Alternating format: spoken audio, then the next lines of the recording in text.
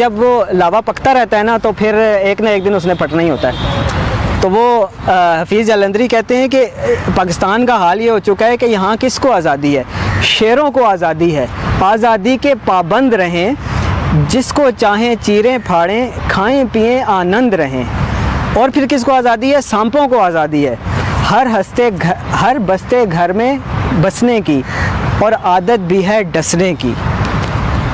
शाहीन को आज़ादी है, आज़ादी से परवाज़ करे, नन्ही मुन्नी चिड़ियों को जब चाहे मशके नाज करे। और आज़ादी किस में है? पानी में आज़ादी है। घड़ियालों को और नहंगों को जैसे चाहें पालें पोसें अपनी तुंद उमंगों को। जब आप कंट्रोल नहीं करेंगे ना, जब आप डिसिप्लिन नहीं करेंगे ना, अल्लाह की ज़मीन पर अल्लाह का निज़ाम नहीं लाएंगे, तो फिर ऐसे ही होगा। शेरों को, भेड़ियों को आज़ादी होगी, जिसको चाहे नोचें, जिसको चाहे काटें, जिसको चाहे चीरें फाड़ें। आज़ादी के नाम पर आपने हर घर के अंदर वो फितना दाखिल कर दिया है कि आप सल्लल्लाहु अलैहि वसल्लम की एक हदीस का मफ़हूम है कि एक फ़ितना ऐसा होगा जो अरब के हर घर में दाखिल होगा।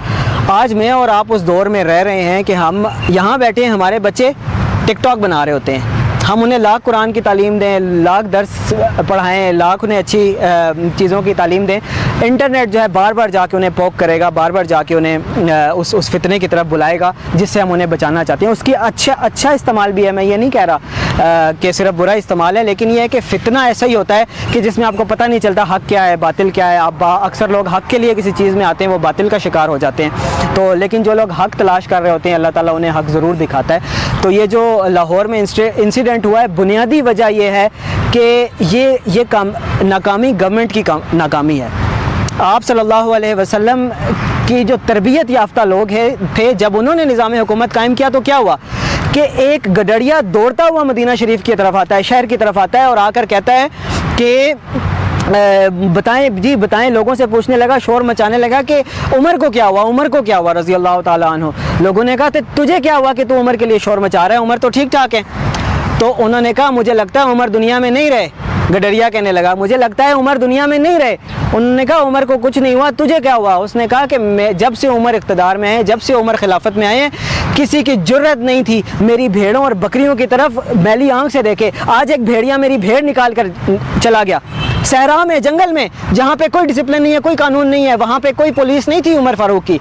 उमर फ़ारूक का खुलूस था, उसका निज़ाम अदल था कि जब तक उमर फ़ारूक का निज़ाम वहाँ पर कायम रहा, वो वहाँ पर कोई भी जो है ना उसकी भेड़ों को हाथ नहीं लगा सका। और वाकई फिर बाद में वेरीफाई किया गया कि ख़बर अभी फैली नहीं थी, लेकिन उमर रज़ी अल्लाह ताला अन्हु शहीद हो चुके थे। तो ये नाकामी है हमारे निज़ाम की, हमारे डिसिप्लिन की, कि यहाँ पर जब हमने अल्लाह की ज़मीन पर अल्लाह का निज़ाम कायम नहीं किया, यहाँ पर चोरी करने वाले का हाथ नहीं काटा जाता, तो फिर ऐसे ही होता है, शेर आज़ाद होते हैं, खाएं पिएं आनंद रहें, जिसको चाहें चीरें फाड़ें। तो ये हमें भी इसके बारे में कोशिश करनी चाहिए, ज़ोर देना चाहिए। और जो खैर की फोर्सेस हैं, अल्लाह ताला ने हम सब के अंदर वो कुछ ना कुछ चिंगारी रखी है ईमान की। हमारा काम बनता है कि